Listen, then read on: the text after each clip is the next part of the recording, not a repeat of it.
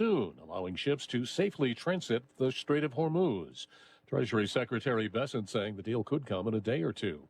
Iran's foreign ministry says talks with Oman have made progress. Crude oil prices fell another 5% today. The average price of gas ticked down a bit. And Energy Secretary Wright says fuel prices should be coming down in the weeks ahead. All of that fueling a huge day on Wall Street. The Dow skyrocketing 908 points, S&P gaining 136, NASDAQ surging 671. Fox's Laura Cantor reports those were record closes for the Dow and the S&P 500. The Justice Department charging 19 people with defrauding Pennsylvania's Medicaid program of more than $4 million, billing the state for home health care either not needed or not provided. Dr. Mehmet Oz, the head of the Center for Medicare and Medicaid Services, says blame the pandemic. COVID appears to have unleashed massive fraud through grifters because criminals knew the federal government would not follow up on the money that was spending out. We told the world we were open for fraud and they could start harpooning us with their spears. No mas, no more. An assistant attorney general says in some cases patients conspired with the fraudsters and shared in the payments. The Senate Judiciary Committee advances the nomination of Acting Attorney General Todd Blanche on a party line vote. They voted 12 to 10. All Republicans voted to advance Todd Blanche's nomination to the full Senate floor, which will happen later this week. All Democrats oppose this nomination. We heard a lot about the controversial $1.8 billion taxpayer fund that Todd Blanche said no longer exists anymore. Fox's David Spott, a federal appeals court ruling the Trump administration was not authorized to cancel certain green energy projects that had been pushed by the Biden administration. America is listening to Fox News. In a world of big corporations and interpersonal experiences, there's something truly special about family-owned businesses. For over 70 years, the Mike Kelly Automotive family has been serving the community with integrity, honesty, and a commitment to putting families first. And we're not stopping anytime soon. Our commitment to excellent sales and service remains stronger than ever. Visit us today and experience the Mike Kelly Automotive difference. Because when you buy from us, you buy from family. Centerville Clinics has been a part of Connellsville for the past quarter century with its Connellsville Medical and Dental Office. As part of celebrating 25 years in the neighborhood, they're hosting a Community Day on Wednesday, August 5th from 1 to 4 p.m. at their location on 601 South Arch Street in Connellsville. Stop by and meet their providers, get a free blood pressure screening, and visit their podiatrist and dentist. See how Centerville Clinics can help you at their Community Day in Connellsville, Wednesday from 1 to 4 p.m. They'll see you there. President Trump headed for the West Coast. He's to attend a fundraiser in Los Angeles before leaving Washington, again calling on Congress to cancel its summer recess until it passes the Save America Act to mandate voter ID. But Senate Majority Leader John Thune says the numbers aren't there. There are no Democrats who are going to vote for this. All 47 voted against the SAVE Act 5 times. So let's make this an issue in the campaign. How about we go out and turn our fire on Democrats and make it about them opposing the SAVE Act. The president has called the SAVE Act the most important legislation before the Congress. An Ohio congressman embroiled in a bitter family dispute is asking the House to investigate him. Ohio Rep. Republican Max Miller posting on X that he's filed paperwork for the House Ethics Committee to formally investigate him amid calls for Miller, who's up for re-election, to step down over domestic violence and abuse allegations by his ex-wife, Emily Moreno, the daughter of Ohio Republican Senator Bernie Moreno, who on Monday called Miller unfit for office. The allegations in a bitter divorce and child custody battle that Miller's denied. The Ethics Committee also noting that the fact that it's investigating the allegations doesn't indicate that any violation has occurred. Jeff Manasso, Fox News. The fire department in Los Angeles says it's identified the cause of last year's deadly Eaton fire, saying Southern California Edison equipment sparked it. The fire killed 19 people. The number of buildings destroyed in Washington state's wildfires has reached 700, and there's been an arrest. The Spokane County Sheriff's Office says a 37-year-old ex-con has been charged with first-degree arson for the Old Trails fire. If the lettuce doesn't get you, the peppers might. Chipotle says it's removing jalapenos from some of its restaurants after determining they could potentially be tied to a salmonella outbreak. I'm Jack Callahan, and this is Fox News. The award-winning local, district, and statewide news is being brought to you by Ultimate Structures, offering customized sheds, cabins, and metal buildings. Ultimate Structures is ready to design what you desire. Call today, 724-415-0020.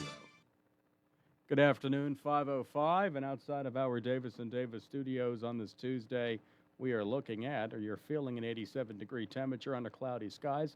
Actually up to 88 now. Fair conditions. Should be a nice night at the fair. More on that in just a bit. Actually, we'll talk about it now. The Fayette County Fair continues today at the Fairgrounds in Dunbar. It is open until 10:30, and the carnival rides run through 11 this evening. The highlights include the Diaper Derby at 5:30, the America 250 flag demonstration at 6, the Garden and Deadweight Tractor Pull at 7, and Variety Pack at 8:30 on the stage. For more information, visit FayetteFair.com. WMBS Day tomorrow, and the fair runs through Saturday night. The Pennsylvania Republican Party reported that the gap in active registered voters between Republicans and Democrats has narrowed to 25,811, down from nearly 100,000 early last year. GOP officials say the gain is due to targeted registration efforts and shifting political dynamics that may be alienating moderate Democrats. Overall, state records show Democrats still have a larger total registration advantage, outnumbering Republicans by roughly 206,000 when you include inactive voters, and Democratic leaders point to strong primary turnout as evidence of high voter motivation going into the midterms. Pennsylvania is joining a multi-state lawsuit over the Trump administration's access to information on state temporary assistance for needy families programs. Changes to federal oversight announced in June give the administration the ability to access data belonging to TANF recipients and share that information with other government agencies and possibly private organizations. That's according to the plaintiffs. That data includes Social Security numbers, immigration status, and other sensitive details. Governor Shapiro is among the state officials arguing that the TANF policy is not legal. Over 20 states, led by Democrats, including Pennsylvania, are urging the U.S. Supreme Court to block the Trump administration's new limits on mail-in ballots. President Trump wants the federal government to take control of voting by mail through the U.S. Postal Service by mandating the creation of a series of lists of people eligible to vote. The states say it's too late in the election year to impose a new set of regulations for mail ballots. The Supreme Court is expected to act within a few days. Midterm elections are now less than 3 months away.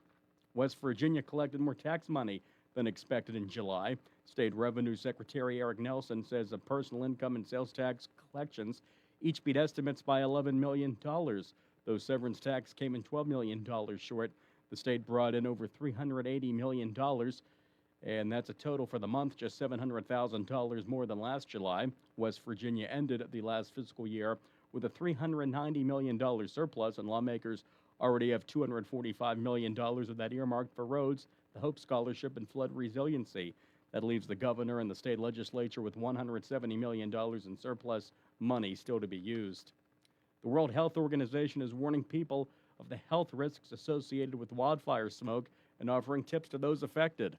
The smoke is made up of a mixture of gases and very small particles released when trees and vegetation burn. People exposed to wildfire smoke can experience coughing, eye and throat irritation, and headaches, with the smoke possibly leading to respiratory issues and making asthma worse. WHO officials say if you can smell the smoke, then it's present, and steps should be taken to reduce exposure. The organization recommends staying indoors. Don't use fans or air conditioners that draw air from outside, and wear an N95 mask if outside. I'm Monica Nilsson. More next on WMPS. So what's the difference between the sheds I see in the parking lot of the big box stores and a professionally built and installed JDM structure shed from Ultimate Structures? Good question. First, the manufacturer, JDM Structures, is one of the premier shed builders in business for 34 years. They use composite materials for the exterior with baked-on paint. This ensures you'll have an extended lifespan for your shed. And listen to this. 75% of Ultimate Structures orders are personally designed to satisfy the customer's needs. That's right. And the turnaround time for a custom designed shed is no longer than just buying a stock shed. Compare the roof designs, the superior piano door hinges, the quality of the wall panels, and personal customer service. You'll see. Come to the Mega Lot on Route 51 South, just outside Perryopolis. You need a shed? We can help. We design what you desire. Ultimate Structures. In sports, we have Bucco baseball tonight, second game of a 4-game series. Your Pittsburgh Pirates taking on the Brewers in Milwaukee. That's this evening at 7:15, with the game at 7:40 on WMBS. Jared Jones on the mound for the Bucks, who won last night 4-3. Pittsburgh now at 57-57 on the year. And the season is over for Pirates pitcher Mitch Keller. The team says Keller has been placed on the 60-day injured list over a major muscle injury in his right pitching arm. This means Keller will not be eligible to come off the list before the Pirates' final regular season game on the 27th of next month. The 30-year-old righty is Pittsburgh's longest tenured player. He was selected in the 2014 Major League Baseball draft. The Steelers with training camp today and tomorrow at St. Vincent and Latrobe, and they have their first preseason game next Thursday against Green Bay on WMBS. The local district and statewide news was brought to you by Ultimate Structures, just outside of Perryopolis on Route 51 southbound. Call them today at 724-415-0020 to find the shed, cabin, or metal building that meets your needs. This weather report being brought to you by Montgomery Medical. Trust their 50 years of combined experience for the best results in primary care, newborns to elderly, minor illness or injury, as well as wellness and physical exams. And now the weather. Right now at 88 under fair skies, and the overnight low at 70, 87 with sun Wednesday. Thursday, chance of showers and storms 85, 83 Friday. Saturday, thunderstorms rolling in, topping out at 82, warming up to 87 Sunday with a chance of rain. Same goes for Monday at 86. Right now, fair and 88 at 5:11 on this Tuesday afternoon.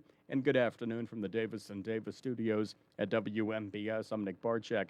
Jenny Montgomery Scott has the stock report. Then it's the first hour of the afternoon drive show with Doug Saltzman on the way next on WMBS. Good evening. This weather report was brought to you by Montgomery Medical, a family tradition of family medicine. Same-day appointments available for acute care. Call 724-569-8100 or visit montibed.com to schedule your appointment.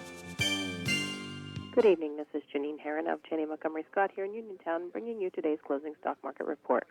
The Dow Jones Industrial Average was up 907.5 points, closing at 54,086.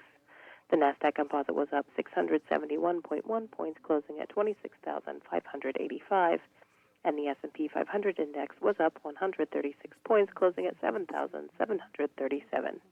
Among companies of local interest, Apple closed at 309.38, up 596. Amazon 277.42, down 660. Cisco closed at 121.74, up 588. Boeing 237.15, up 366. Caterpillar 876.28, up 46.25. Disney closed at 98.18, up 4 cents. ExxonMobil 153.95, down $1.11. First Energy closed at 48.26, down 17 cents. Johnson & Johnson 254.95, up 54 cents. Home Depot 348.34, up 8.32. Intel closed at $100.86, up 9.86. McDonald's 268.34, up 3.11. Meta Platforms 587.94, down 2.30. PNC Financial Services 254.18, up 2.46. Raytheon Technologies 217.79, up $1.14. Rockwell Automation 445.33, down 35.65. Tesla 327.35, up 5.27. Verizon 46.87, down 49 cents, and Walmart closed at 111.55, up 84 cents. Recapping, the Dow Jones Industrial Average was up 907.5 points, closing at 54,086.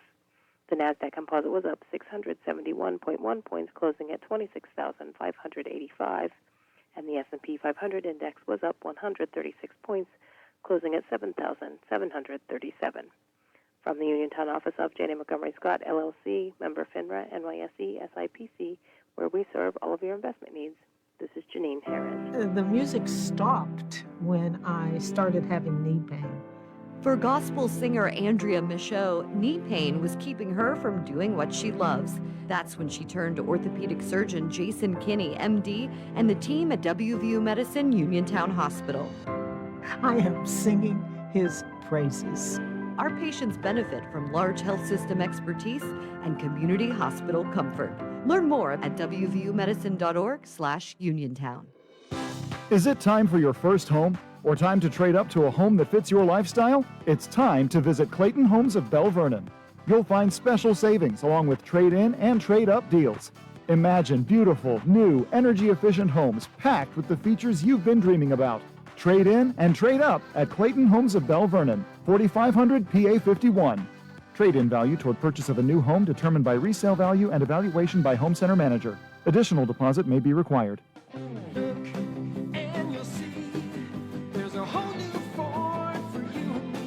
It's the summer sales event going on now at Thurby's Riverside Ford. That means all new Ford Escape, Explorer, Bronco Sport, Bronco, and F-150s come with 0% Ford credit financing for 36 months, plus a $1,000 Ford factory rebate. And as a bonus, all vehicles come with a 2-year, 25,000-mile Ford complimentary maintenance plan. Check out these low payments on a new 2026 Ford Bronco Sport Big Bend or a new 2026 Ford Maverick all-wheel drive pickup. Just $399 per month for 36 months with $999 down. Ford Motor Credit financing required. 3-year lease is based on 10,500 miles per year. No security deposit required. See Joey, Jimmy, Sammy, or Ashley at Thurby Riverside Ford, your one Ford Elite Presidential Award-winning dealer, located 1 mile past the casino at Nemacolin. Offer extended to August 31st. It's time to drive a Ford again. If it's time for a change of decor at your home, let the trained staff at Chesler's Fine Furniture work their magic. The August store-wide furniture clearance is going on now. There are no gimmicks involved, just great value and old-fashioned service. Chesler's offers the finest in name-brand furnishings by famous makers, plus accent pieces and wall decor that will underline your unique sense of style. You'll find items such as genuine Lazy Boy rocker recliners for $429, 5-piece dining room sets starting at $599. For the family room, there are reclining sofas from $799 and up, with matching reclining love seats and recliners. For the formal living room, there are sofas starting at $499. Don't forget the bedding department, all mattress sets reduced. Every piece of bedroom furniture, every piece of living room furniture and dining room furniture, and every piece of furniture at Chesler's will be discounted. Bright Stripe, Bay County's premier asphalt seal coating professionals, locally owned by Matt and Lexi George. Bright Stripe specializes in residential and commercial asphalt seal coating, also excelling in line striping and layouts, thermoplastic, and infrared asphalt repair. Bright Stripe has succeeded due to their commitment to quality work for 30 years. Bright Stripe, 724-437-6090, or visit bright-stripe.com. BRITE-stripe.com. Did you know that you have a choice for your physical therapy provider? NovaCare Rehabilitation offers same-day appointments, and oftentimes you don't need a prescription from your doctor to see us. We will make sure that you are treated as an individual and will work directly one-on-one with you to help achieve your goals. You have tried the rest, now try the best. NovaCare, Delaware Avenue in Uniontown. Phone 724-437-0556 to schedule your appointment today.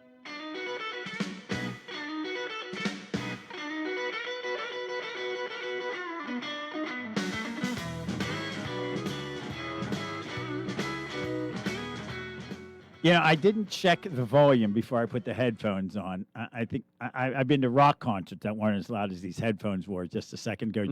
Was that a joke you did? Remember it? AC/DC. In cars, you can't do that anymore. But in the old days, you could turn the volume up while the car was off. Yeah. So you would turn the car on and turn it up and rip the knob off. Or you would turn on the wipers and all. Everything would be going crazy when the car would start. Right. Well, those were the days. Fun things, yeah, back when I was a kid. Oh, my God. Or you would, I'd be at a red light, and everybody would be causing commotion to the driver, and turn the music up real loud, and then somebody would reach over and turn the key off of the car. The light would turn green, and then, of course, the driver couldn't figure out why the car wasn't going anywhere. Wow, what fun. Oh, yeah. Now everyone's texting. Like, hey, Mike. Yeah, no, they're texting. Mike, turn on the car. That's why we're not going anywhere. Right. Not that I did it to my friend Mike. No, I would not never. at all. Maybe your brother Dave. I would never have done that to my friend. You know, Nick, I don't ask much from you around here. Good. You know, we're friends. You do a nice job, but you know, I leave last week from the show on Wednesday. I'm about a half hour away, and I call in and say, "Hey, Nick, I left my travel mug." Can you grab it for me? And here I'm holding it right here. I did grab it. That Yeah, part yeah, has to be stipulated. and I said, Nick, pour it out so the coffee's not in there till next week. So I go upstairs to make a cup of coffee in the break room. There's my mug. I'm like, oh, great. I pick up. It's heavy. You left the coffee in for a week. I think as I was about to dump it out, an ID was called for. So I blame this on Joe Block and/or Greg Brown, and I meant to do it within the last 6 days, but other things kept coming up. Mostly what kept coming up is my lack of interest in this. So, no, I really did forget. This coffee mug is now going to have to go to a sterilizer, I think. It might have to. Now that coffee's been sitting in for a week. Again, I don't ask much. You don't. But when you do ask for something, it annoys me. It grates on me. All I want you to pour out the coffee and rinse out the mug. Well, maybe next time when you ask me to, I don't know. So when I you have leave your two of keys them here. out because I brought another one today. So, well, next time when you're on the parking lot and you can't find your keys, I'll walk them out to you. And good news, of course, tomorrow is WMBS Day at the fair. Yes, the fair is going strong, the and county the weather's fair. been nice. Are there 2 WMBS days? Well, we will be there tomorrow, Tomorrow. and then we'll be back Friday for a few hours. Friday. And the big news for people at the fair is Nick and Doug won't be there this year. Yes, our long national nightmare is over. You can go to the fair without us Having to staring see at you. Doug. And, you walk in to the fair, you turn left, and boom, the first thing Boom. you're hit with is Nick and Doug. Yeah, that's right. You'll see Brian and TJ, which I'm sure people would rather That see one- them. and is Russ out there tomorrow? Russ will be there. What's on your mind? 1:15 to 3. You can call in, but he'll be live at the fair. Yeah. So throw corn at him. So there it is. Nick and Doug not at the fair. What a shame. We've had our history with live broadcasts. We've had some issues with live issues. broadcasts. We almost got hit by a golf cart, an ATV. ATV almost ran us over at a fair. More once. importantly, the equipment was fine. Doug and I both suffered serious injuries, but not The to worry. equipment was The fine. equipment was fine. Yeah, we lost some stuff at another one. We called management. We said we had broken femurs, and Yeah. before we could take another breath, he said, "How's the equipment?" How's the equipment? We were at another fair. What happened at that one? We moved a table because somebody was changing their baby's diaper on it. Right. And I shut down the entire system. I don't know how that happened. Yes, there's a router that's somewhere missing. I think it's So it's in all in Cleveland all, now. we've been Relegated to the studio. to Though the I like studio. the studio. I Yeah. love being outside. So but who do you think it's we gonna should be talk to 90 tomorrow? degrees tomorrow. Tomorrow it's going to be hot as blazes out there. You're right. Yeah. I'd have to bring my big diva fan. Thought you were going to say another B word that could be no, problematic. no. This is a family show. Yeah, Not really. I used to have a small diva fan here. You did. It was and stolen. it was stolen out Doug of my was mailbox. more upset that was stolen than his paychecks. He said, "Where's my fan?" I was like, "You're missing paychecks too." I'm like, "I don't care about We'll get that." Where was my fan? So yeah, I don't know so what we'll happened be to your back here. But we mailbox. are going to check in with Val Sessler and her hubby, Oh, Val and Bert. Val and Bert from Penn State Extension. They're my favorite combo of people with Bert included, including Bert and Ernie. Yeah, that's right. Yeah. Anybody who's there's a duo with Bert involved. And Bert and Ernie, Val and Bert. There's got to be another one. Bert Cummings, maybe? Yeah, Excuse me. Was he with someone else? Or was he a solo act, Bert and I'm Cummings? not sure. Look it up. There was Burt Reynolds. He Burt hung out Reynolds. with. Oh, he was a one-man act. He hung out with. I can't think of her name. She just passed Well, away. WKRP. Lonnie Anderson. Lonnie Anderson. He had a lot of women in his day. Burt Reynolds. He did. Sally Field. And I think I told you the story of me talking to Bert on the phone. Didn't I tell you that? Oh, you talked to him on the phone? I thought you met him in person. No, That no. would've been amazing. A girl I dated in college was friends with Lonnie's daughter. Wow. So we went over to Lonnie Anderson's home.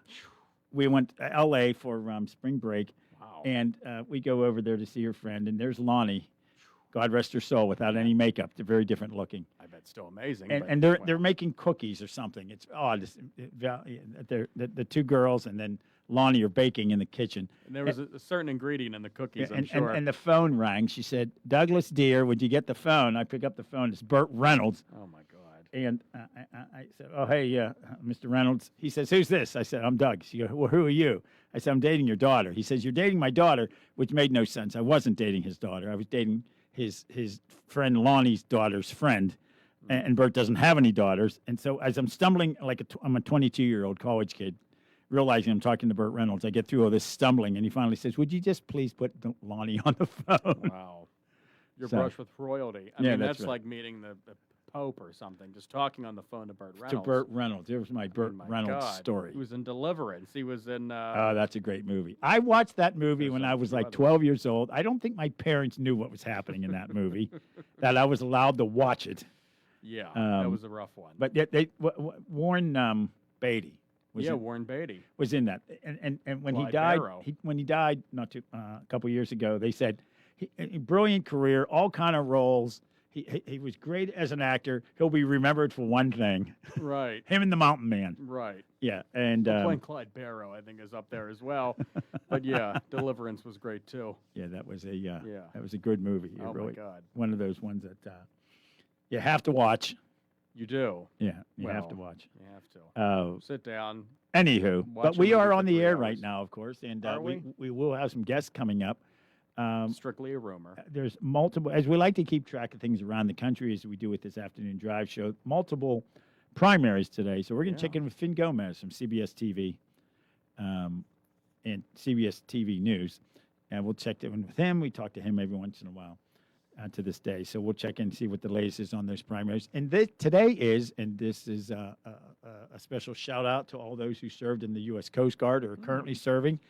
It's U.S. Coast Guard Day. I'll pull the song up. The hymn. Yeah, it's also Chocolate Chip Cookie Day, but this one outranks that. They got to be related. Right.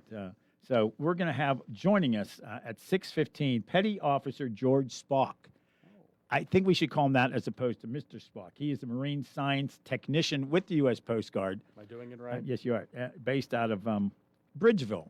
Oh. And how about this? Today's his birthday. He's a Pirates fan. His mom's from Connellsville. That's Now, there's a connection. Now, if you're going to play the Coast Guard song, please make sure it's the right one and not like the Navy song. Well, this is United States Coast Guard marching song. So Okay, I'm ready. I'm an idiot, but not that big of an idiot. Crank it up here. Here we go. There we go.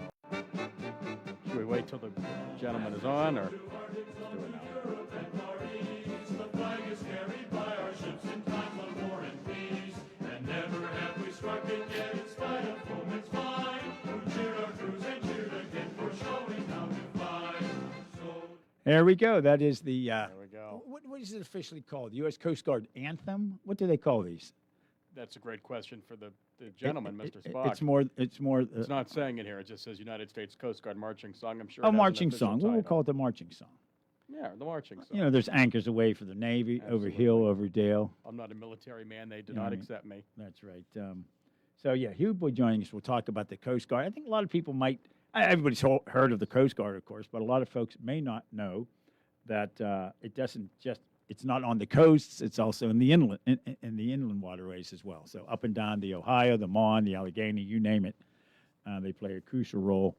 And we'll be checking in with Petty Officer Spock coming up at 6:15 tonight. Then at 6:35, you know what's coming up, Nick? What's that, Doug? The World Series. Is that right? Do you A know little which early one? This year. For the Pony League World Pony Series. League World Series. We had the Little League World Series. How did we get all these big youth baseball tournaments in Pennsylvania? Little League in Williamsburg, Right. Pony League in Washington. What did we do here? Ah. The Major League team has struggled, the local one. I still love them, but yeah, I mean, good. Landy's the voice of it, is he not, our buddy? Yes, he is, and we're going to talk to Lanny Terry coming up. And we've talked to him, I think, the last 5 years in a row about the Pony League World Series. So Wow. we'll He check loves doing in. it. We'll check in with him coming up. Kids from here. all over the world come in for that. Oh yeah, It's no, amazing. absolutely. Yeah. International tournament. Yeah, it is, and it's based right here in southwestern PA. Chinese Taipei versus Delaware. You gotta love sports. Well, and I'd never heard controversies of like a 27-year-old pitcher. Like, Danny Almonte, I Yeah. remember that. He drove himself to his Little League Yeah, games. got out of then the car, shaved, got yeah. his girlfriend, and went to yeah, work. got out of the car, threw his cigarette in the ground, snuffed it out, and walked up to the plate. And a Budweiser in one hand, a Marlboro in the other. He was shaving. He just got off work at the mill. Yeah, I don't hear that happening at That the was Pony great. League level. That was so great. Did you play organized baseball? I growing did. up? I was so bad at it, as I'm sure you were, because hitting a baseball is really hard, even at the Little League level, Dave. Or Doug, what's your name? And remembering names is tough too. It is. Even at 30, I'm losing it. But I, yeah, it was awful. Awful. And I was better at fielding, but still not good at that either. See, I could field okay. I was all right field. I couldn't hit worth a darn. I would duck out of the way of a curveball that would curve in for a strike. Right. In high school, I once got caught because I let the ball hit me all the day. They think they didn't have records like that, but they think I set the record for being hit by a pitch because that's the only way I could get on. You lean into it. At one point, the umpire said, "That's strike 3, young man. You can't lean into a strike." Right, no. A good umpire's going to call that I was out. I used to wear multiple shirts because it was always hitting me in the left arm as I was batting. Anything to get on base. Yeah, I would have laid down a bunt, but I'm so slow they would have thrown me out anyway. Yeah, I could not hit at all. Not an athlete. I once watched a called third strike in the game with a man on third base, and we lost by 1. Nobody talked to me on the team bus on the way home. I'm sure. I sat by myself. Yes. And as bad as I was at baseball, equally bad at basketball. Never tried football because, me getting hit, come on, my pretty face. I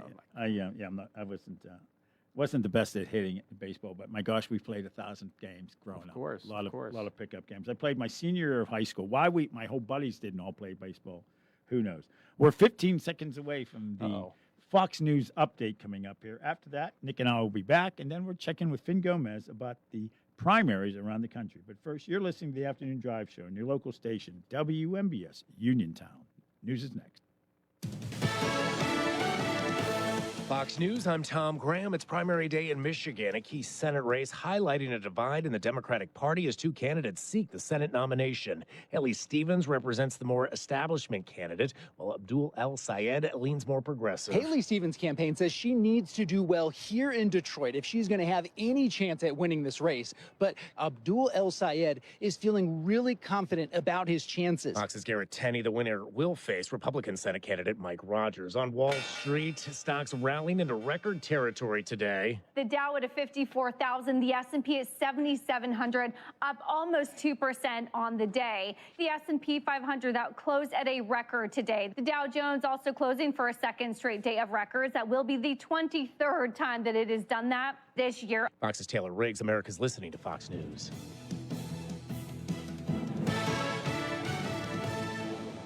It's Somerset Trust Day and Fayette County Food Bank Day at the 2026 Fayette County Fair. Bring 3 or more canned food items and receive free admission until 2 p.m. while helping families in our community. The fairgrounds open at 10 a.m. with early bird admission just $17 until 4 p.m. or enjoy all the fun for only $20 at the gate. One ticket gets you exciting carnival rides, family entertainment, exhibits, livestock shows, and all your favorite fair foods. Today's schedule includes the 4-H and open dairy cattle judging throughout the morning. The carnival midway opens at 3 p.m., followed by the always popular diaper derby at 5:30. Then at 7 p.m., head to the Builder First Source Arena for the FCF Garden Tractor and Deadweight Tractor Pull, or enjoy live music from Variety Pack, beginning at 8:30 on the local band stage. For tickets, schedules, and more, visit FayetteFair.com. Experiencing symptoms of COPD? Frontier Clinical Research in Scottdale has been selected to conduct a clinical research study, and participants are needed. All study-related care will be provided at no cost, and no health insurance is required. Compensation up to $2,200 for qualified participants for time and travel. To learn more, call Frontier Clinical Research in Scottdale at 724-220-5281. That's Frontier Clinical Research in Scottdale at 724-220-5281. Step back in time this Labor Day weekend at the Friendship Hill Association's Whiskey Rebellion Festival, Saturday and Sunday, September 5th and 6th from 11 a.m. to 4 p.m. at the Friendship Hill National Historic Site on Route 166 in New Geneva. Experience history in a family-friendly setting. Take a self-guided cell phone tour. Watch Albert Gallatin and George Washington discuss the 1791 whiskey excise tax. Was it nasty or necessary? Hear and visit with author Brady Kreitzer on Saturday and historian Tom Karlowicz on Sunday. Enjoy the barbecue buggy and Mamaruka's old-fashioned sodas and floats. Twice a day, the Park Service's 6-pounder cannon plays the part of the Watermelon Army's Federal Artillery, and it is prepared and fired, too. It's a weekend in our National Historic Site, showing how our local history became national. The Whiskey Rebellion Festival, September 5th and 6th from 11 to 4. Free admission. $1 per car donation appreciated for parking. For more information, visit the Friendship Hill Association Facebook page. If you are looking for a trusted local law firm with a strong commitment to their clients, look no further than Zebley Law Offices. Attorney Zebley has been practicing law in Fayette County for more than 4 decades. Although specializing in bankruptcy, Zebley also handles real estate matters, civil suits, collections, wills, powers of attorney, and more. If you need legal help, go with a name you recognize and trust.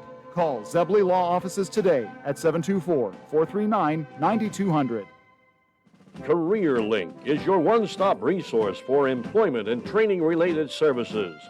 Visit CareerLink and you'll have access to many programs and agencies for assistance with economic, educational, and job-related needs.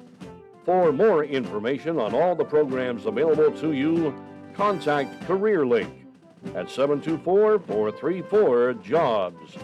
That's 724-434-JOBS. Mountaintop Title and Notary can handle all of your motor vehicle and PennDOT needs, such as titles, plates, renewal, registrations, and all notary needs. Tina Nicholson of Mountaintop Title and Notary can also handle ATV and boat titles, and also does income taxes. Hours are Monday through Friday, 9:30 to 4:30, and appointments can be made for after hours and Saturdays. Mountaintop Title and Notary with a new location at 655 Nelson Road in Farmington, the only place you need to go for all title, notary, and tax work. Call Tina at 724-984-1514 for the most professional services around. Do you need a fast, friendly notary service that is open in the evening? Sandy Howell Notary Services is here for you, offering new PA and West Virginia plates and ready to assist with your vehicle, boat, motorcycle, and ATV registrations and transfers, plate renewals, and more. Serving Fayette County and all surrounding areas. Open weekdays from 10 to 8:30 and Saturdays from 9 to 5. Sandy Howell Notary Services, Dry Knob Road, Smithfield. Call 724-564-8955. Big enough to serve you, small enough to know you by name.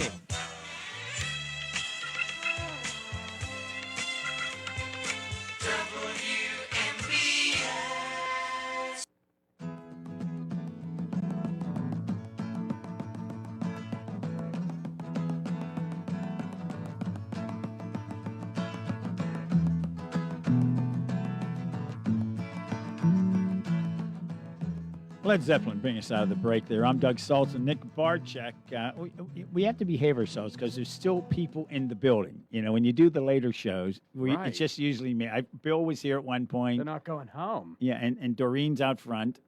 You know, the harder the other people that work here work, it makes us look even worse than we already do. Exactly. No, but Doreen and Bill, great veteran workers, and by veteran, we don't mean any other meaning except.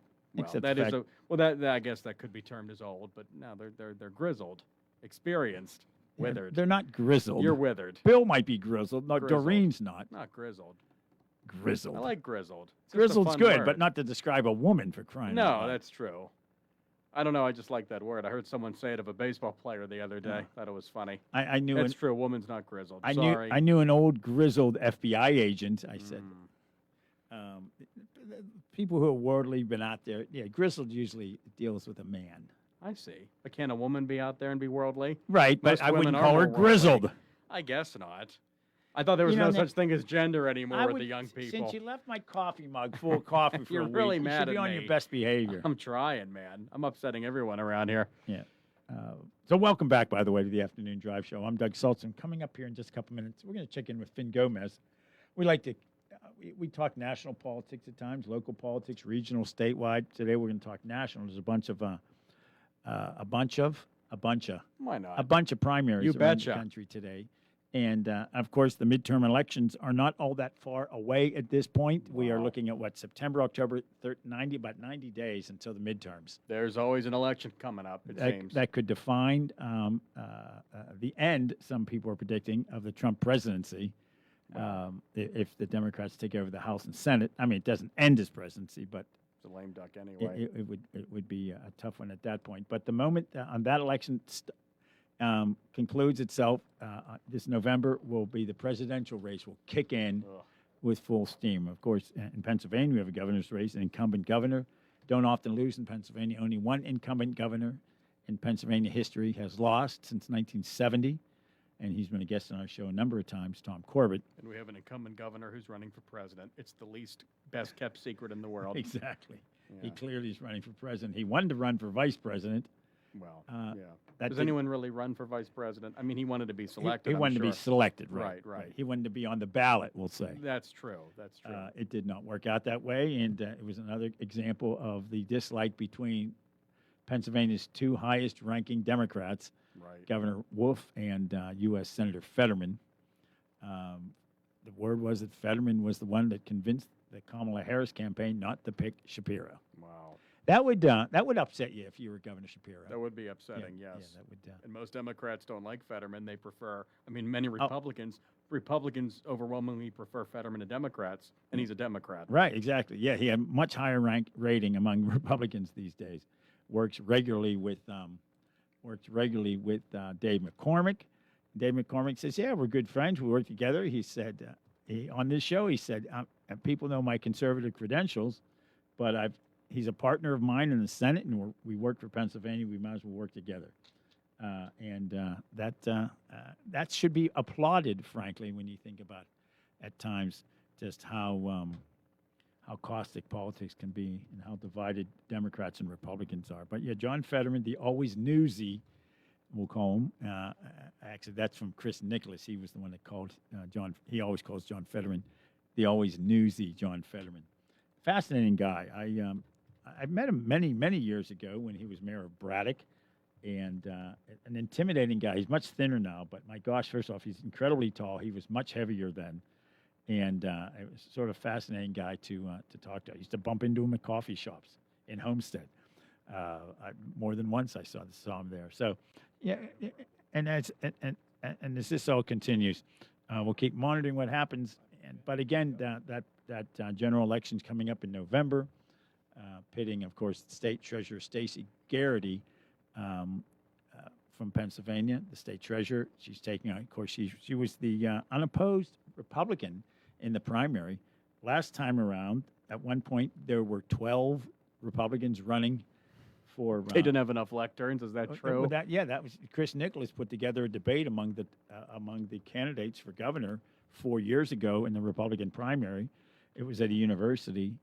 I can't remember which one, and they had trouble finding matching podiums. Whether it's a debate for dog catcher or a debate for president. If you can't find enough lecterns to have a debate, there's too many candidates. There's too many candidates, right. Take a hint. And the Republican Party took a hit for that, and they could not, come around one candidate. I mean, I'm all for democracy and freedom, but there is such a thing as too many candidates. Yeah, there is such a thing as too many mouths at the trough, if that's a saying. Yeah, and Snouts at the it trough, did not whatever. serve. And Governor, then candidate Shapiro, who was Attorney General of Pennsylvania at the time, had one of the biggest victories ever for a non-incumbent governor in Pennsylvania. Sort of fascinating how that occurred. The last two elections, the Republican candidates have not done well. I think Stacey Garrity will do much better this time around. Again, very difficult to beat an incumbent. So there's our discussion of Pennsylvania politics, but let's now push this over to the national stage. And joining us right now, as he does every once in a while, we don't like to push too much because he's a busy guy, but joining us right now on the WMBS Newsmakers line from CBS News, TV News, of course, is Finn Gomez. Finn, thanks so much for joining us. How are you today? Hey, Doug. Good to talk to you. Great to be back on the show, and I always love being on. Busy day today. Primaries around the country. We're a local show here, but we like to talk at times national politics to keep people informed of it. But in Pennsylvania, we were just saying yet before you joined us, we have a governor's race that will be decided, of course, in November, the general election. But little by little, these primaries are chipping away to the midterm election, which could really change things in Washington. But what are we looking at today in terms of primaries? I'll let you pick which ones you think we should talk about. That's right. Look, there are 5 states holding primaries today, from Virginia to Missouri to Washington State, Kansas. But the big headline of the day is, of course, in Michigan, in that perennial battleground state that has gone back and forth from the red to blue column. It's now the host of one of the top primary races in the country, one of the most expensive primary races, Senate primary races in history, and that is the matchup between Abdul El-Sayed, a progressive who's facing Congresswoman Haley Stevens, a moderate in this primary, and really is sort of emblematic and representative of the bigger fight that's happening, that's underway in the Democratic Party about which lane is the best one for the party to try to regain back control of both the House and Senate this year. It's a crucial one. There are many layers, and it all comes down to what Michigan voters are going to decide today. Yeah, and it's interesting who we'll call him the moderate candidate on the Democratic ticket has been endorsed by most of the standard Democrats, I suppose, is one way to put it. Correct? His candidacy in Michigan. That's right. Haley Stevens has been endorsed by an array of establishment figures, including former senators in her own state, like Senator Stabenow, The seat that this belongs to right now is Senator Gary Peters, who's decided to retire at the end of his tenure this year. He endorsed her, and she has been backed by the establishment. She's her and her allies outspent Al Sayed by our count by about 9-1. However, over the last couple weeks, what we've seen as we've gotten closer to Election Day and this final stretch has been some momentum from Al Sayed, the progressive, who has backing of progressives like Senator Bernie Sanders, AOC, even controversial streamer, influencer Hassan Piker has also backed him. But recently, what we've seen, what we're hearing from our folks on the ground, and he is the one seemingly to beat, despite Stevens' advantage on money. Yeah. You mentioned earlier about the money and how much money is being spent. It's almost hard to get your hands around the amount of money now being spent. My first time involved with the campaign, I was on the Senate staff of U.S. Senator Arlen Specter in 1986. I shouldn't say I was involved in the campaign, but obviously it's tangential. You work for the guy, you're finding out what's going on in the campaign. And his campaign spent $6 million that year.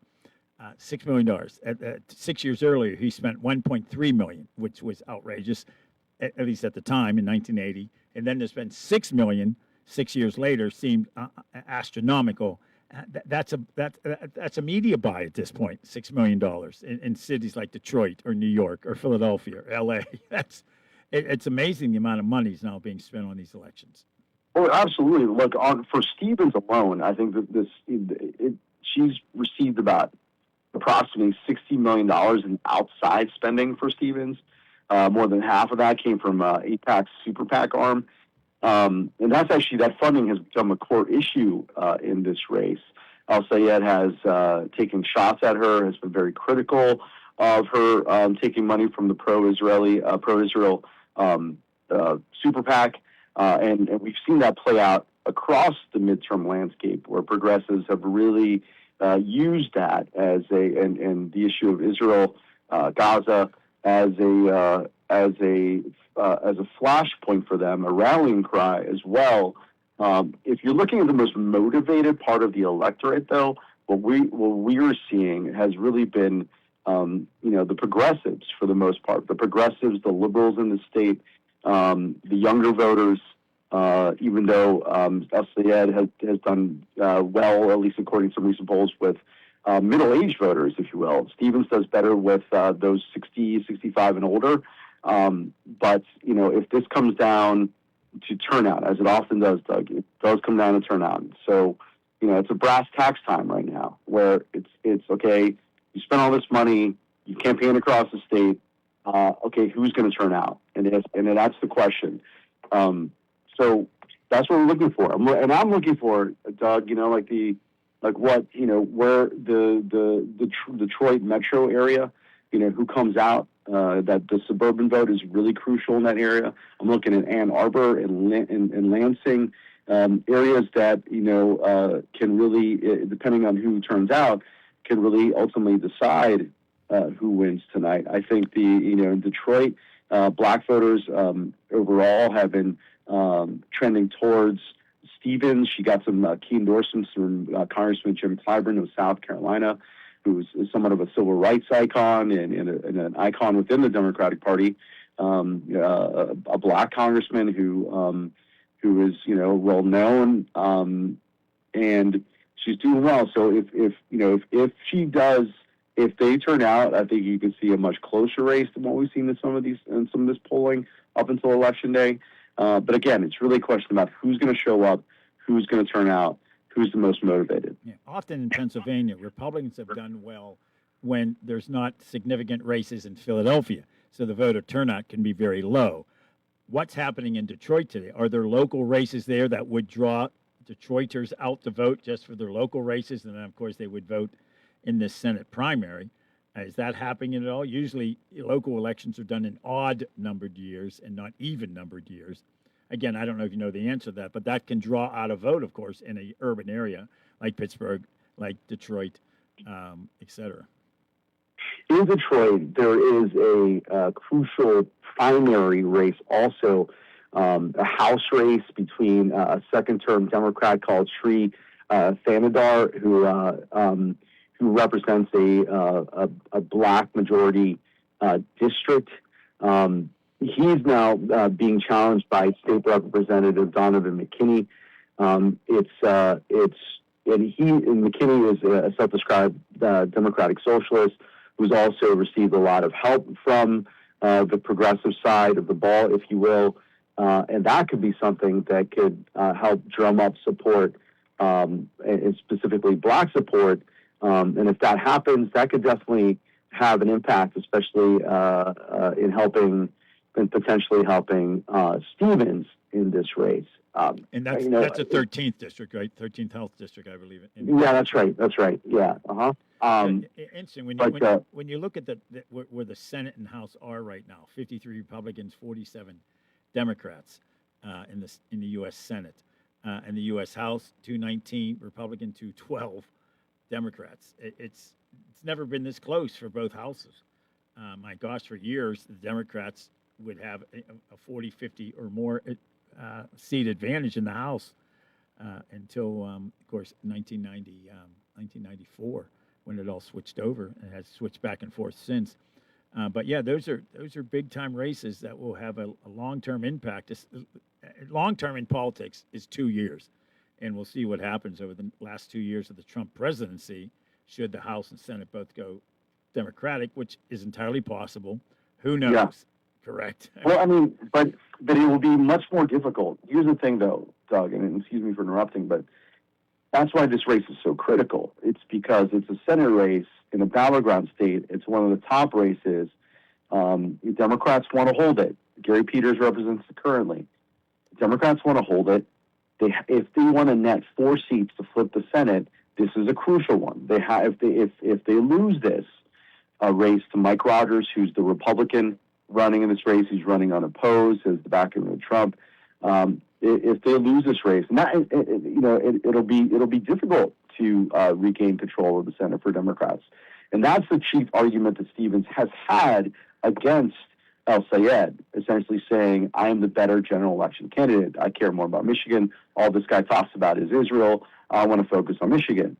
Republicans have told me straight up they'd rather face El Sayed. They feel he's a weaker candidate in the general election.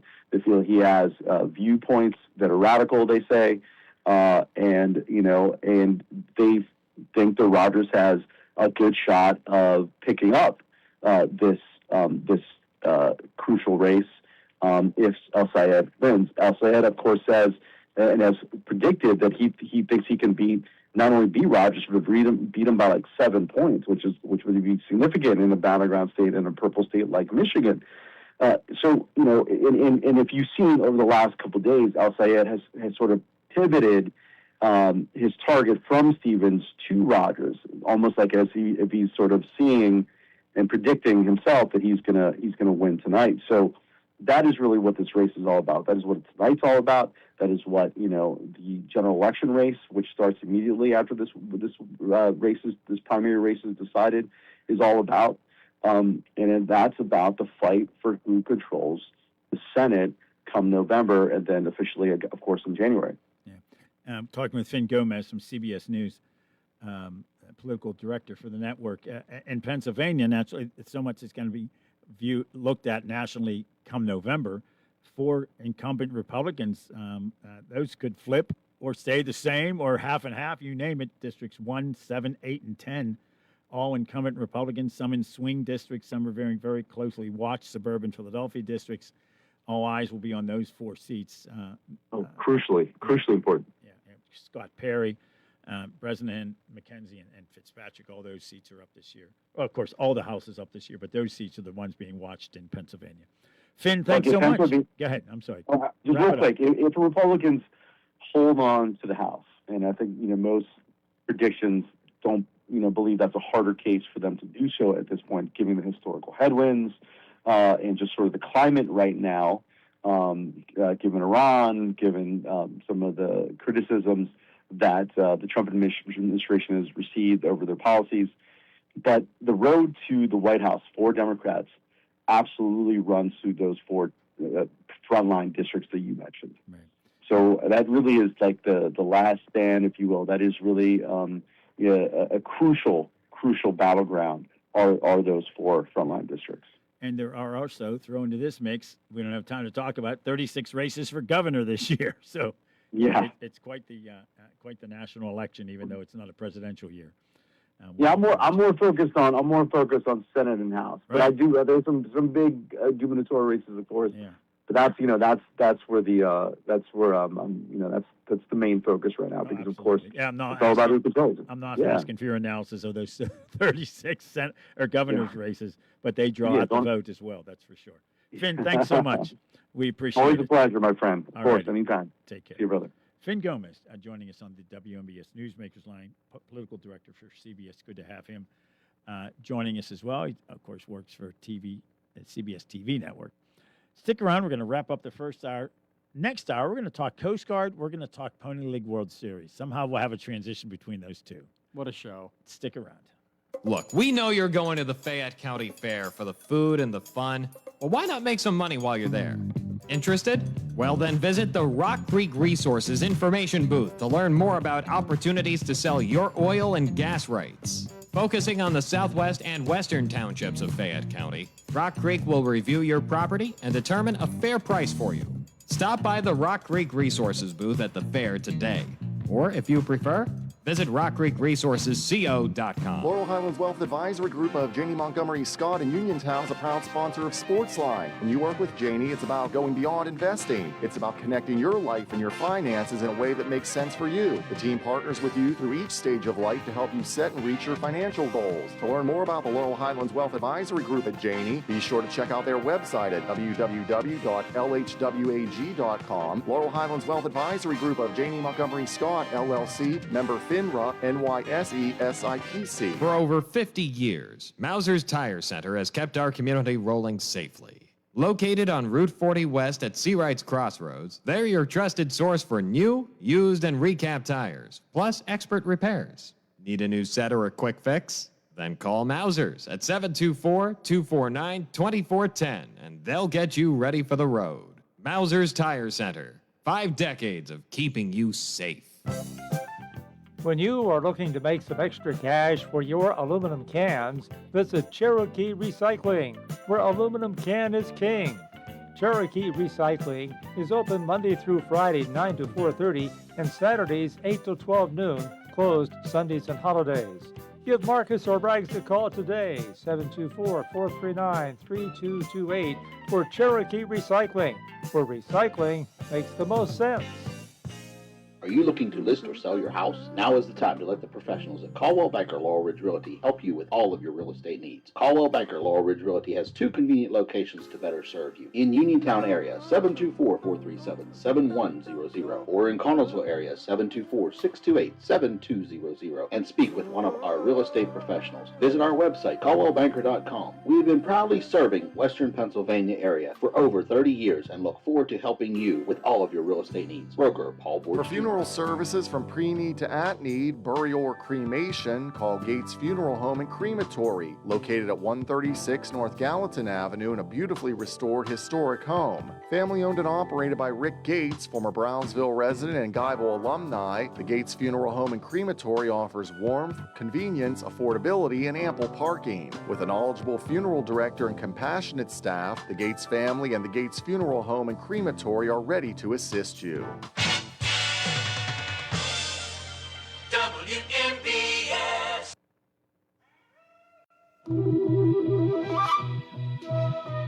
That sounds like a flute being played there.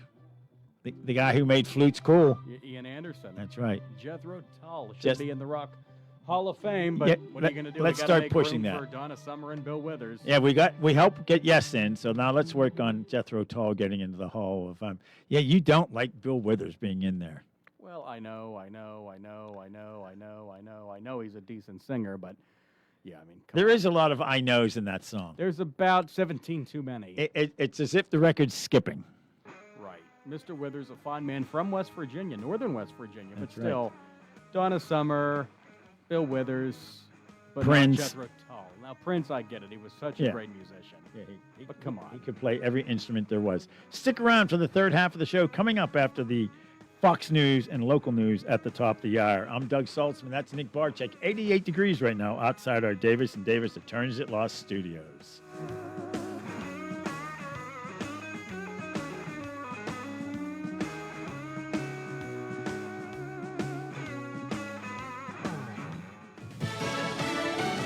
A suspected arsonist in court. I'm Lisa Lacera, Fox News. Aaron Farinacci being held on $1 million bail after he was charged with setting Spokane's largest wildfire. Farinacci was arrested yesterday and booked on suspicion of first-degree arson in connection with the Old Trails fire. It is the state's position that, given the nature of the charges, given the nature of this offense, that the defendant poses a danger to the community. Spokane County Prosecutor Preston McCollum. The fire destroyed at least 700 buildings and forced tens of thousands from their homes. Last year, authorities questioned him in connection with 2 other fires in Spokane, and he served about a decade in prison in Arizona after he was convicted of killing his father in 2010.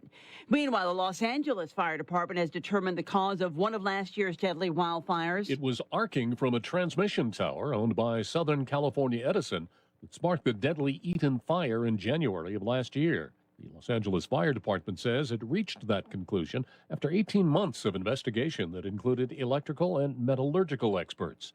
Whipped by Santa Ana winds, the fire scorched 22 square miles, destroying thousands of structures and leaving 19 people dead.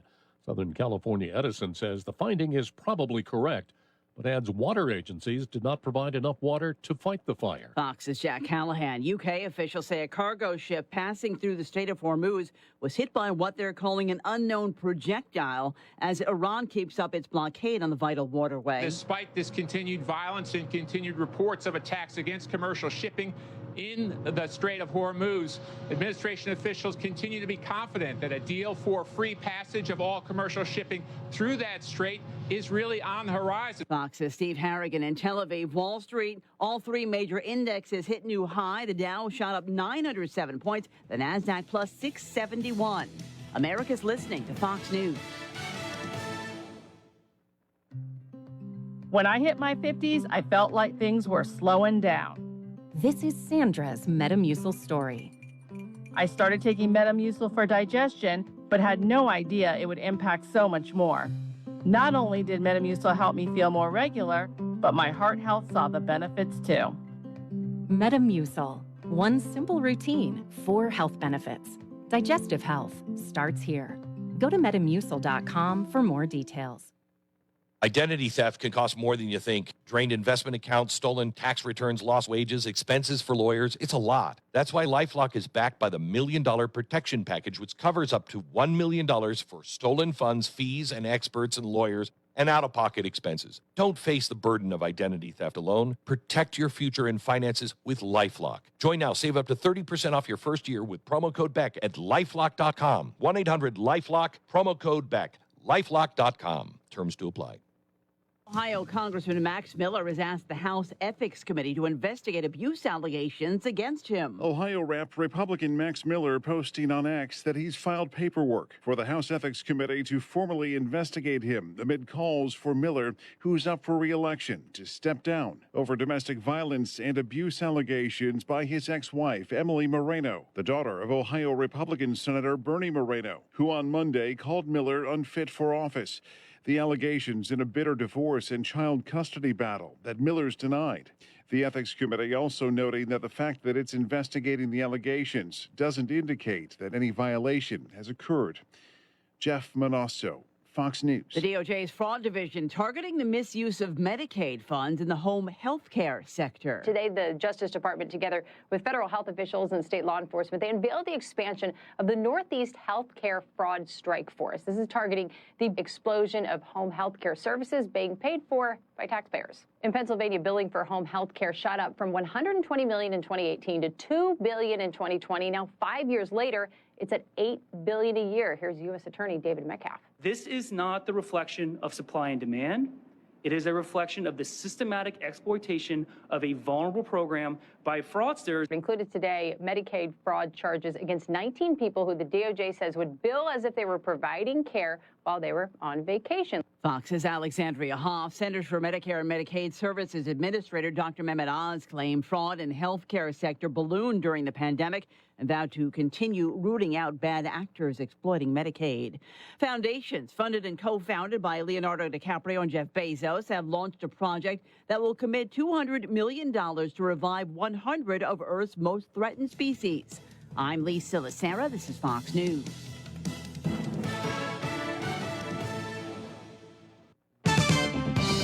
The award-winning local, district, and statewide news is brought to you by Clayton Homes of Bell Vernon. Is it time to find a home that fits your lifestyle? Visit Clayton Homes of Bell Vernon. You'll find special savings along with beautiful, energy-efficient homes packed with features you've been dreaming about at Clayton Homes of Bell Vernon, 4500 PA 51. And now the news.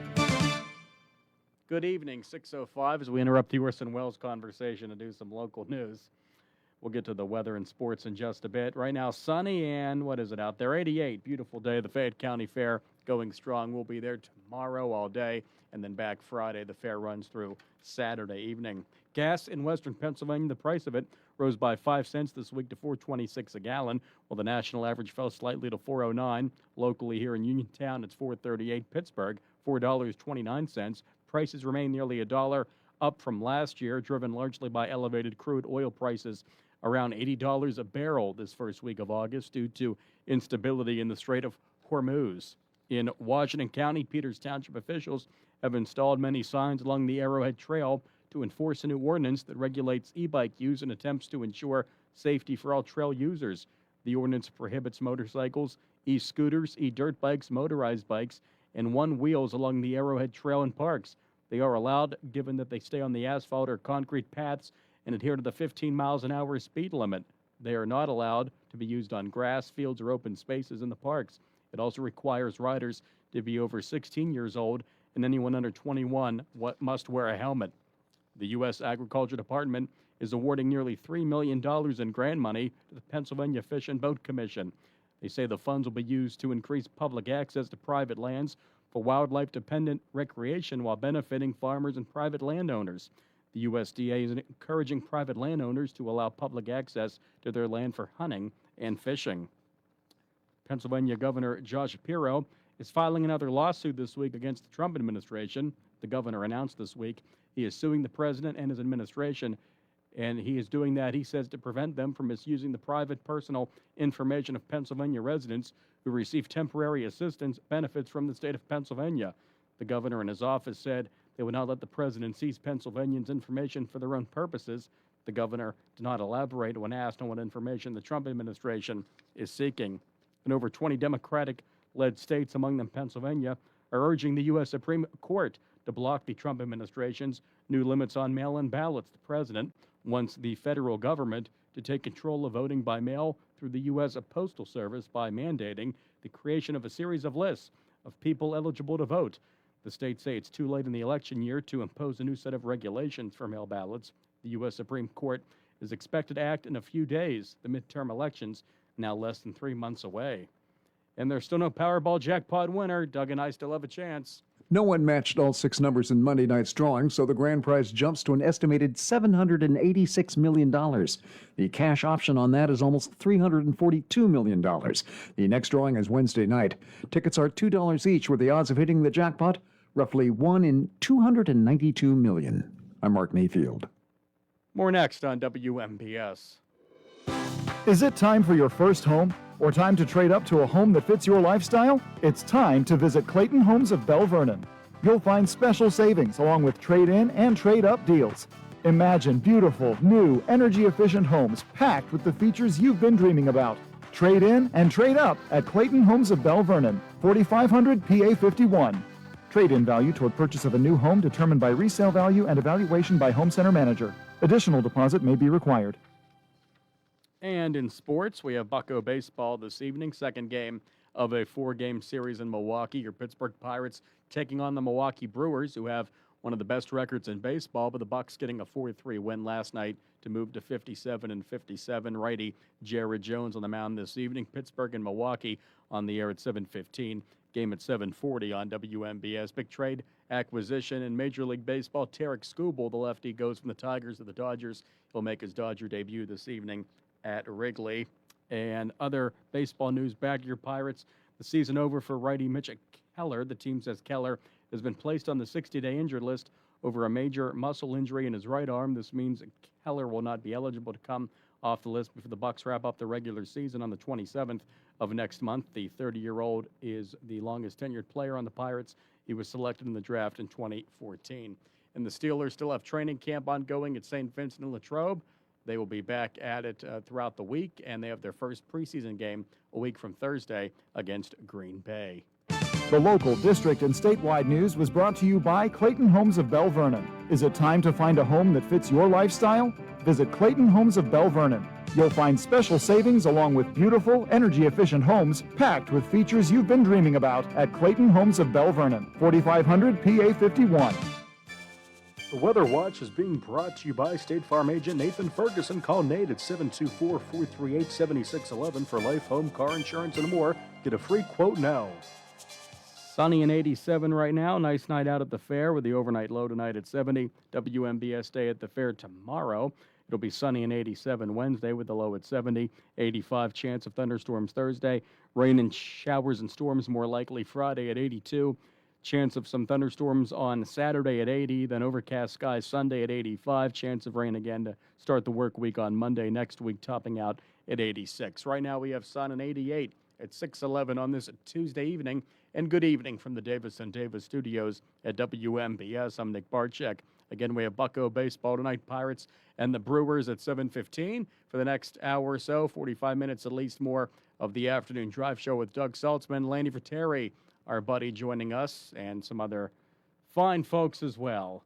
Doug, who else is joining us? I don't want to just single out one guest. Oh, coming up here in a moment, we're going to talk with Petty Officer George Spock. Yes, Mr. Spock. From the U.S. Coast Guard. Today is U.S. Coast Guard Day. Wow. Happy Coast Guard Day. And what else is it? National Chocolate Chip Cookie Day. Those have to be related. And another one, too. I forget what the other day is. There's always a day. We'll call it Gin Day. I could use some. More next on WMPS. The Weather Watch has been brought to you by State Farm agent Nathan Ferguson. Nate is there for you. Call 724-438-7611 for life, home, car insurance, and more.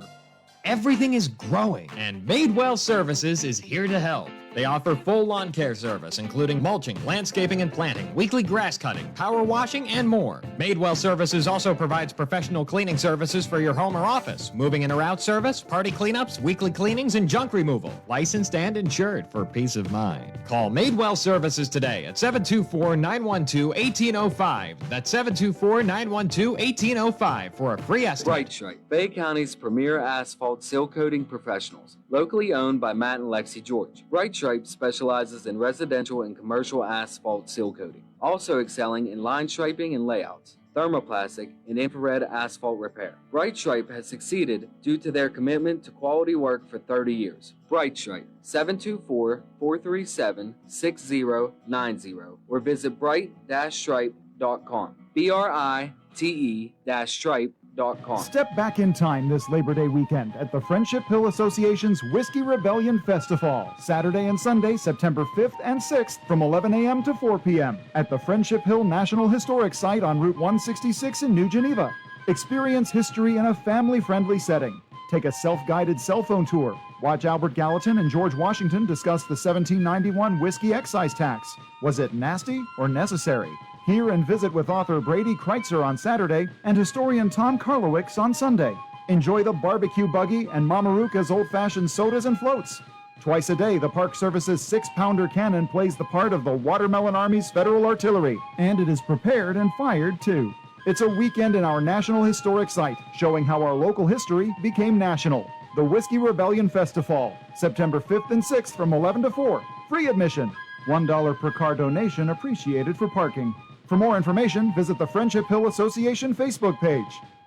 When you're looking for high-quality medical care at an affordable price, look no further than Centerville Clinics. Dr. Robert Hogan, a board-certified internal medicine physician, has joined the staff at Uniontown Family Doctors, part of the Centerville Clinics network, and is now accepting new patients. To schedule your appointment, call 724-632-6801. Centerville Clinics participates with most insurance plans, including Medicare and Medicaid, and provides quality health care regardless of your ability to pay. Centerville Clinics, caring for our community, one patient at a time. Experiencing symptoms of COPD? Frontier Clinical Research in Scottsdale has been selected to conduct a clinical research study, and participants are needed. All study-related care will be provided at no cost, and no health insurance is required. Compensation up to $2,200 for qualified participants for time and travel. To learn more, call Frontier Clinical Research in Scottsdale at 724-220-5281. That's Frontier Clinical Research in Scottsdale at 724-220-5281. Nagy Service Stations, Nagy Gas and Oil, Nagy Propane, and Beer Necessity, located on the mountain by Fort Necessity, extends their best wishes to the Fayette County Fair Board, 4-H clubs, and the numerous volunteers for another successful fair and 4-H auction. A locally owned family company, Nagy Gas and Oil, has been serving the area since 1942, and they invite you to check out any of their locations throughout the county. For more information, call Nagy Gas and Oil at 724-437-7241. Look, we know you're going to the Fayette County Fair for the food and the fun. Well, why not make some money while you're there? Interested? Well, then visit the Rock Creek Resources information booth to learn more about opportunities to sell your oil and gas rights. Focusing on the southwest and western townships of Fayette County, Rock Creek will review your property and determine a fair price for you.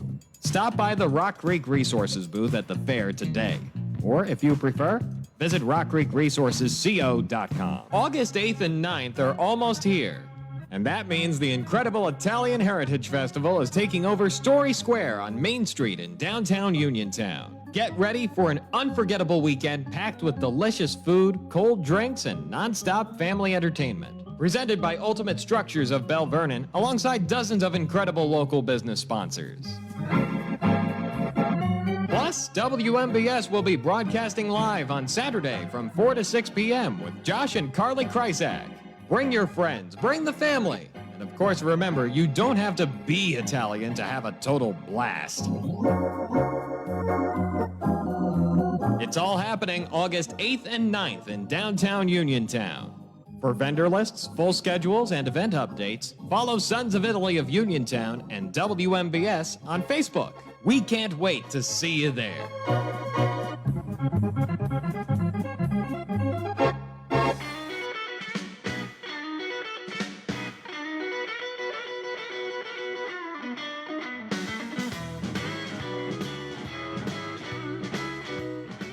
Welcome back to the Afternoon Drive Show. Third half of the show, as we like to call it here on a beautiful Tuesday out there. 88 degrees right now outside our Davis & Davis Attorneys at Law Studios.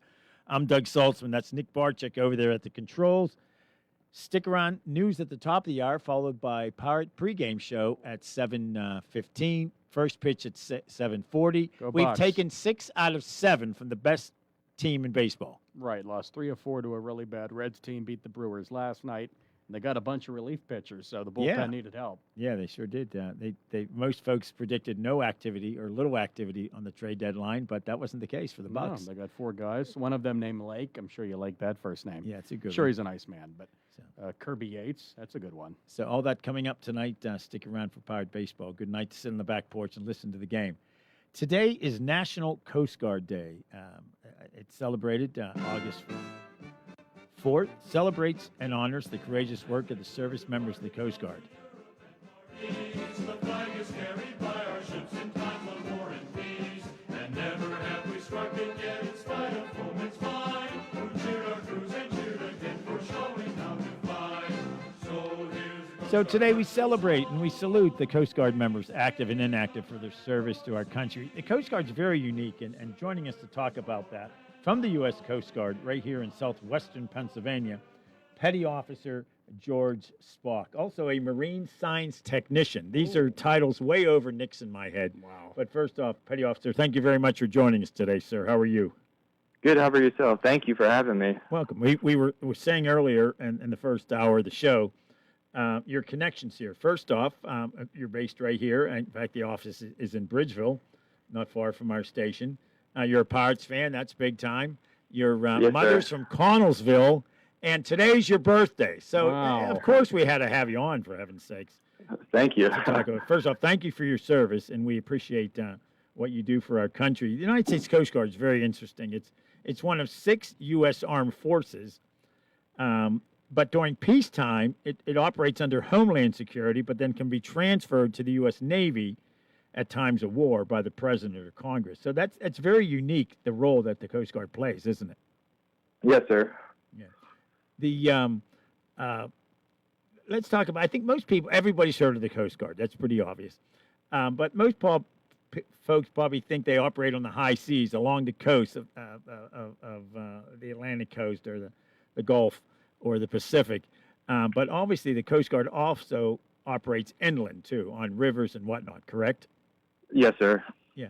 Give us an idea of what the type of work the Coast Guard does on the rivers. Okay, so with my job as a marine science technician, so our main job is responding to oil spills. So whether that's coming from, well, with right here in Pittsburgh, any of our facilities that would have the leak at their transfer area. So if they're taking on a bulk liquid, let's say from a barge, and there's a leak that's happening, something unfortunately happens, we will go out there, respond to that. And then we deal with a lot of facility inspections. So with these barges offloading bulk liquids to the facility, or the facility themselves offloading to the barge, we go out there, do a lot of safety inspections. We look at fire extinguishers. We look at lighting. So we're making sure when these facilities are transferring, they're doing it safely and that there's no harm to the environment.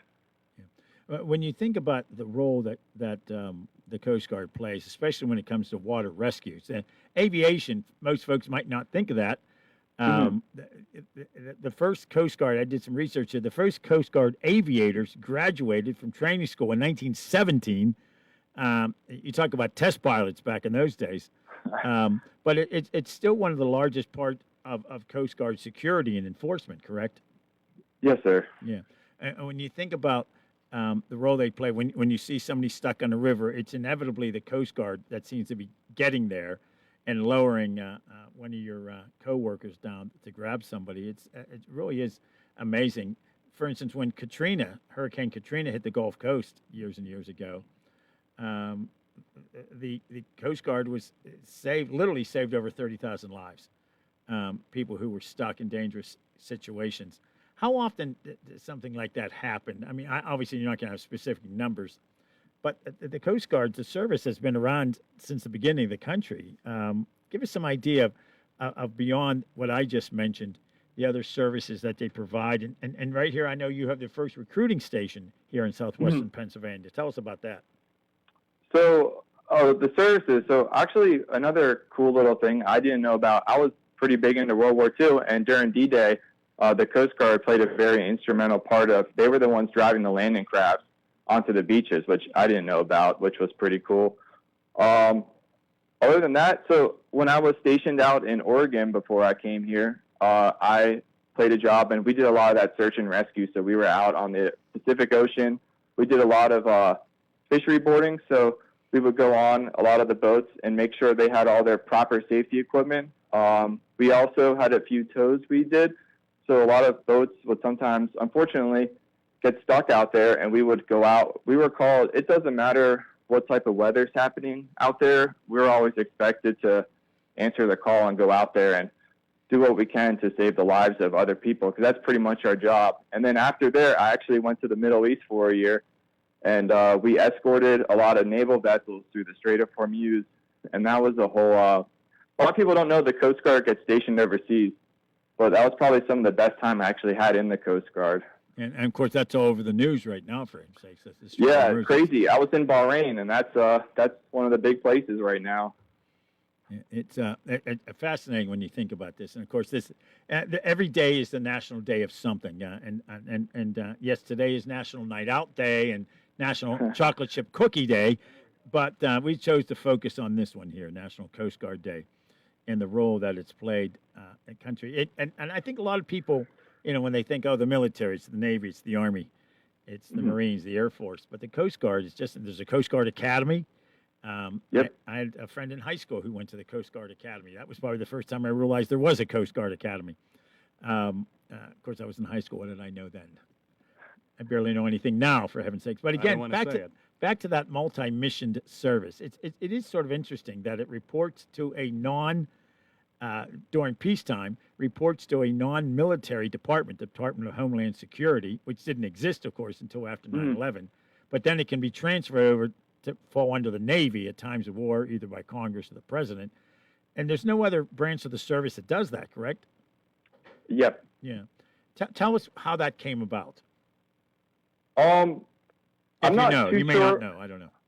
No, but I'm pretty sure. So what I do know with us falling under the Navy, so a lot of the DDGs from my experience with, because we're in the Coast Guard, it's actually a very small branch. We're actually smaller than NYPD, which is kind of like mind-blowing to think about. I'll give you some idea of how big the New York City Police Department is.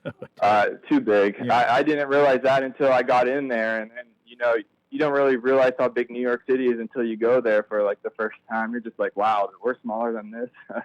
But a lot of like the DDGs and the naval vessels, so the Navy can't really board other vessels because I believe it's an act of war. So they actually have a lot of Coast Guard personnel, or from what I've experienced on those vessels, that go out with them.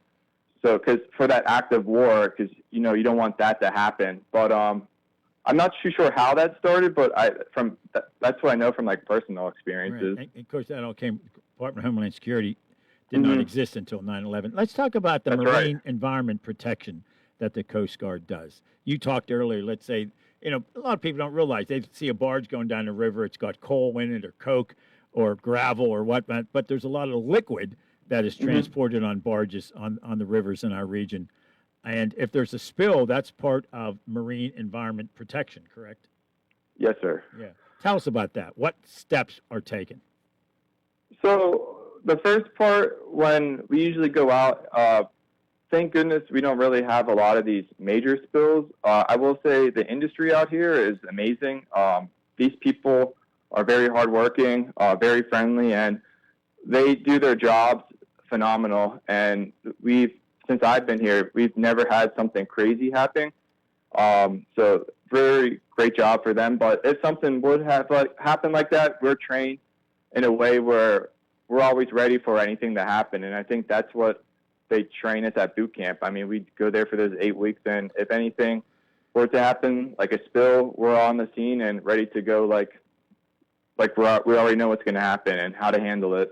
Yeah, I remember how closely the Coast Guard was involved. This many years ago. I was working for U.S. Senator Arlen Specter at the time, 1988, an Ashland oil tank yard on the Mon River in the area called Floref near Elizabeth, PA. A 4 million gallon tank split open and literally spilled that into the river.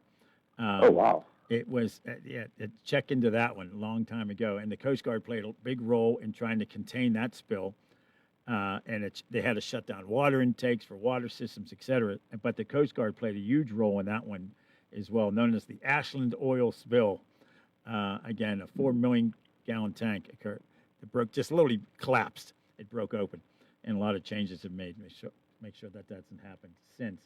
We are talking with Petty Officer George Spock from the U.S. Coast Guard. You are also, another title, Marine Science Technician. Tell us what that is. So what that is, so it's more of so the Coast Guard operates differently from the other branches. That when we graduate boot camp, we go out into the fleet. And then once you're in the fleet, you kind of get a feel of what you want to do and experience the different jobs. And then once you find out what you want to do, you put your name on it's called the A school list. And then once your time comes, you go to your A school. So with Marine Science Technician, I had a longer wait because that's one of the more desired jobs. I believe that's because you don't really go underway on the vessels. You're more inland, but that's not why I chose it. I studied in environmental science, and I thought, the Coast Guard has an environmental path. And, I just wanted to serve my country, and that seemed like playing my cards right was the way to go.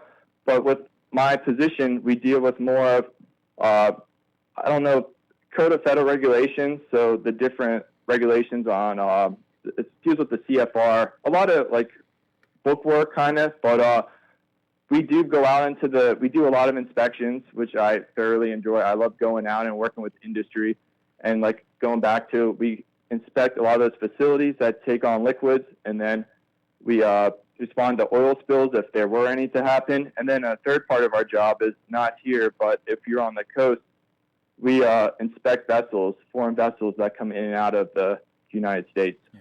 We make sure we played at the beginning of this interview the official marching song and march of the United States Coast Guard called Semper Paratus, which means always ready in Latin.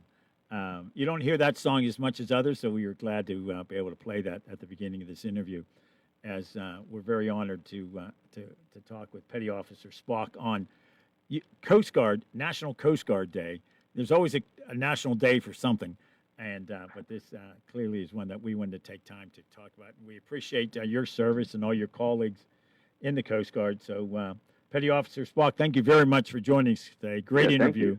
We really do appreciate you taking time to talk to us. It gave us a lot of history. Folks may not know about the Coast Guard. I learned a lot of stuff here as well, and we were glad to play that song. Maybe we'll wrap up the interview with that again. Nick is going to find it here, our producer. But again, sir, thank you very much for joining us today. We appreciate it.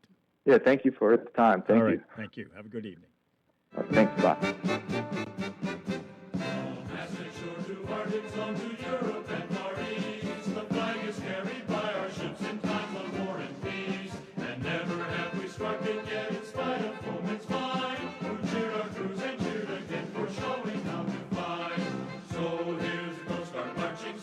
Take back the majority in Congress. We are a big tent party, and being a big tent party is a strength, not a weakness. Senator Schumer has endorsed Democratic Congresswoman Haley Stevens in today's Michigan Democratic Senate primary against Abdul El-Sayed. Majority Leader in the Senate, John Thune, says he's willing to discuss amendments to a Russian sanction bill proposed by Kentucky Senator Rand Paul, who wants to put limits on how much tariffs President Trump can impose on Russia. All of us here would like to see that, certainly as a tribute to Senator Graham, but also because it's important with respect to what's happening not only in Ukraine, but in the Middle East. This bill would also put sanctions on Iran. The Senate voted last week to move forward with the bill. America's listening to Fox News. It's Somerset Trust Day and Fayette County Food Bank Day at the 2026 Fayette County Fair. Bring 3 or more canned food items and receive free admission until 2 p.m. while helping families in our community. The fairgrounds open at 10 a.m. with early bird admission just $17 until 4 p.m. or enjoy all the fun for only $20 at the gate. One ticket gets you exciting carnival rides, family entertainment, exhibits, livestock shows, and all your favorite fair foods. Today's schedule includes the 4-H and open dairy cattle judging throughout the morning. The Carnival Midway opens at 3 p.m., followed by the always popular Diaper Derby at 5:30. Then at 7 p.m., head to the Builder First Source Arena for the FCF Garden Tractor and Deadweight Tractor Pull, or enjoy live music from Variety Pack beginning at 8:30 on the local band stage. For tickets, schedules, and more, visit FayetteFair.com. In 1986, the Firestone Insurance Agency in Normalville was started with a promise to provide clients with truthful, friendly, and courteous service. It worked. With an expanded client base, the Firestone Insurance Agency's customers are now able to choose from over 20 well-known insurance companies.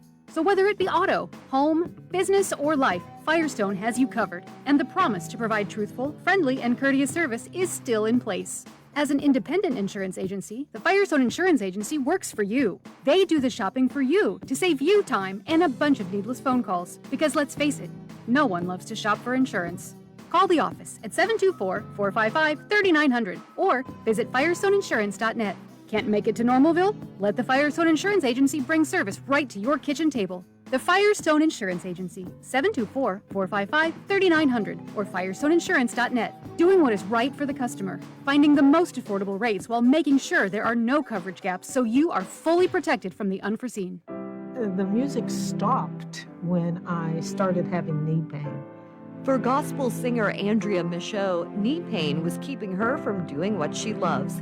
That's when she turned to orthopedic surgeon Jason Kinney, MD, and the team at WVU Medicine Uniontown Hospital.